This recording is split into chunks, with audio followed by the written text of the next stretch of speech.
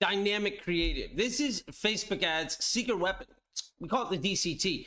So let's get deep and dirty, because honestly, this is the most powerful tool in the Facebook ads toolbox, but it's also one of the most misunderstood and poorly utilized tools that sadly a lot of advertisers have chosen to shame, and that's a severe liability to their upside. So let's break this thing down. Let's get deep. Let's get dirty. Let's fix this. And honestly, if you find this to be tremendously valuable, please share it with somebody else. That being said, let's dive in. Now, before we get started, I just want to reiterate, dynamic creatives, unfortunately, have become one of the most divisive pieces of technology that an overwhelming number of otherwise elite marketers have categorically rejected using. And I know some extremely talented, creative first, good thinkers that will die on the hill of not using dynamic creative. So what we're about to dive into is why not using it might very well be one of the biggest mistakes that you're using right now, and one of the biggest limitations to even those experts' careers' future. Let's get to it. Now, first, let's start off with my favorite three. Three objective facts, empirical data, inarguable points. You can disagree if you want to, but you're objectively wrong. According to the product and engineering team, the literal designers of the software would disagree with you. Number one, Facebook is a machine learning platform with billions of data points for every user. I think we can agree on that. Number two, Facebook prioritizes the end user experience above all else. That's their business model. I think we can also maybe agree on that too. And number three, the scientific method requires testing to a statistical significance. If we can accept those three things, we're going to be best friends by the end of this. Now, DCTs, or dynamic creative tests, are the cheapest, easiest, and most effective ways to combine these three facts into your meta strategy.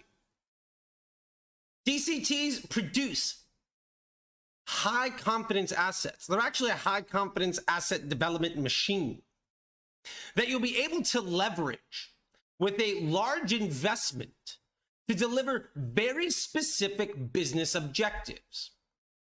We need to have this stuff in mind when we go in, but remember, there is no better way of using data in a machine learning platform that creates dynamic user experiences than letting the machine do that thinking for you, because ultimately our number one objective is to be algorithmically aligned.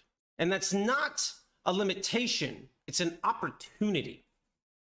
So we're going to get started with the 3-2-2 method. This is setting up dynamic creatives to win. I've taught this for years, and it has helped people drive hundreds of millions of dollars of revenue across 6 continents. Nobody in Antarctica yet, but we'll get there. We'll get there. And it does so with higher confidence and less work, with better quality results that are more stable and scalable. So the biggest issue with people doing dynamic creatives is they put in far too many options. Far too often, people are misusing dynamic creatives. Remember, every permutation of every available element creates its own post ID as a potential output of that dynamic creative. I know we're getting super sciencey, but trust me on this. If you have 10 creatives with 5 headlines and 5 primary texts, that's 250 post IDs. It is almost impossible. I'm not going to say it's impossible because I don't know everybody, but I will say this. I've had budgets of 30 to 50, 100, $1 million a day. 30, 50, 100,000 a day, up to $1 million.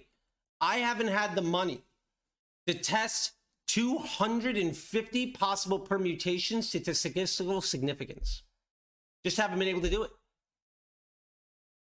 Now, the problem here is you need to have statistical significance against every single possible permutation in order to make a clear decision. But when we're setting up dynamic creatives, We need to keep that in mind. So we're going to limit our overall number of possible permutations to less than 20. So here's the structure.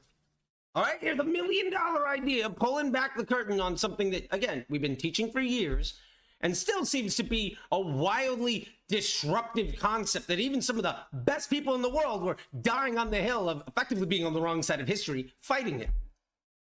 3 creatives, 2 headlines, 2 primary text. That'll produce 12 permutations. In this setup called the 3-2-2 method, we are able to, with extreme confidence and statistical significance, make binary decisions very quickly so that we can determine success and failure within a test in a systematic, easily repeatable way, which means we never have to worry about our own human judgment and human error getting in the way of the success that honestly the machine is doing and producing for us.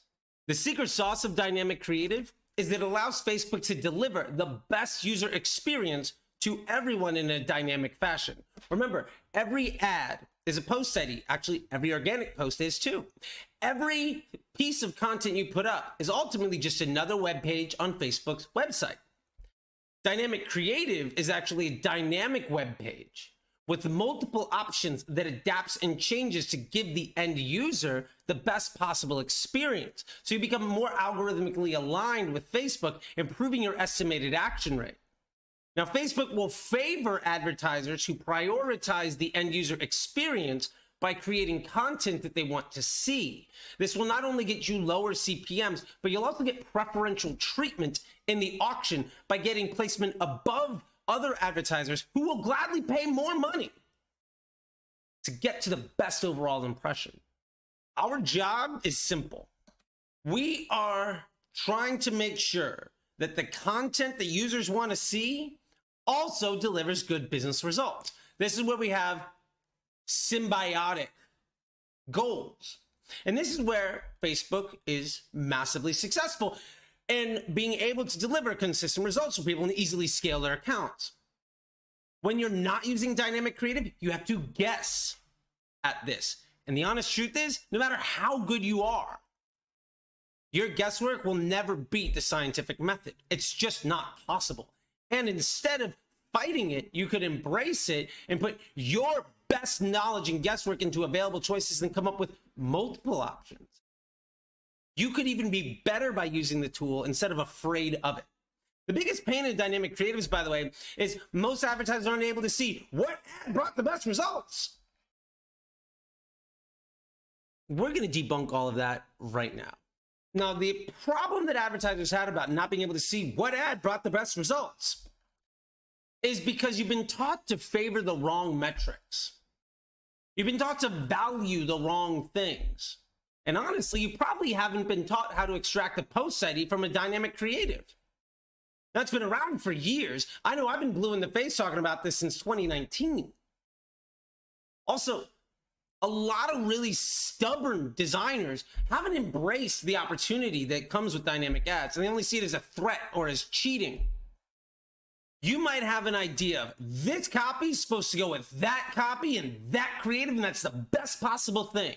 And if you're not right, you're dead wrong. Instead, you could say, these are the best possible choices for everything I'm trying to do. And I'm gonna let Facebook determine what end users ultimately want to see. Because now I don't have to be right about everything. Instead, I can scale my expertise with dynamic creatives. When making single ads, you are guessing what people want to see. Now, that might be an incredibly informed guess, but at the end of the day, it's still a guess. At the end of the day, your best effort, maybe you're an A+. You be an A+, 7 days a week, 365 days a year, for millions of people every single time. Is that really a scalable solution? The honest answer to that is no. That's completely impossible. When you're testing a lot of ads in an ad set too, and you make a lot of single posts, the winning ad, is it the one that got the most spend? Is it the one that had the most efficiency? Is it the one that people actually wanted to see? Is it the one that's actually going to work when you put it into your scaling campaign and all that other stuff? You have no idea. You just know that in this limited situation with no ability to actually optimize towards what Facebook users want to see, what got lucky? When you prioritize luck and ego and your pride over business results, you're going to have a bad time. So what metrics actually matter? Well, the only thing that matters is spend and CPA and consistency of performance. I get asked this question a lot, so let me break this down a bit for you. The DCT, if it's performing well, then the elements that earned the most spend, because spend is a meritocracy, tended to have the highest contribution to the net end result of that test. Basically, if some creative got 80% of the spend and you're happy with the outcome, odds are that creative has a lot to do with why that outcome was good. We call this trend indexing. And when you limit the amount of choices and you have high confidence in the data, it becomes extremely simple trend indexing. How do we know what ad did all the work? What's the winner? Well, there are two easy ways to get the post ID of any ad created by a DCT. Let's start off with the best option. And this is when you hit preview and you see Facebook post with comments when you're looking at the dynamic creative test. This will show you all of the ads because it's going to show you the actual web page, the dynamic web page. And it's going to index all of the available options as a catalog form to show you all the permutations that have statistical significance. And it's going to order them ranked by merit based on Facebook's own determined estimated action rate.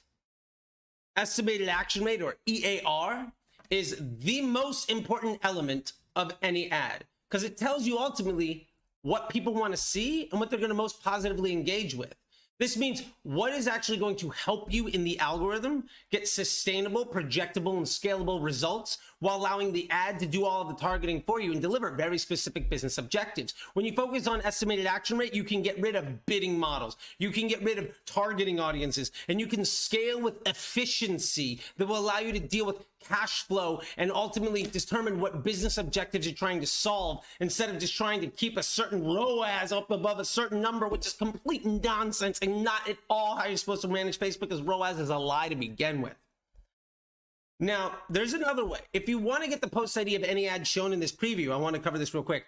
You click on that post timestamp, and you'll notice the string of characters in the URL change. Everything after the last little slash, that's your post ID. Use that, copy and paste it when you're making a new ad into the use existing post box. Now, the second option, which I'm going to tell you because I want you to know, but I'm also going to caveat with there's absolutely no reason you need to do this. If instead you want to put your pride and ego above things and not use statistical significance, but kind of throw caution to the wind and try to get lucky and rich by playing the lottery, you can go to the top left of your ads manager. There's three little lines. It's called the hamburger button. You scroll down to the page posts section. Click on where it says ad posts. From there, a window will pop up and it'll show you the post ID of every single ad that you've run, sorted by the date and time that it went live. Go back to when you launched the DCT and boom, you're going to see every single permutation. Grab the post ID and use it. If you want to. I recommend you don't. But yeah, dynamic creatives. If you're not using it, you're going to get left behind.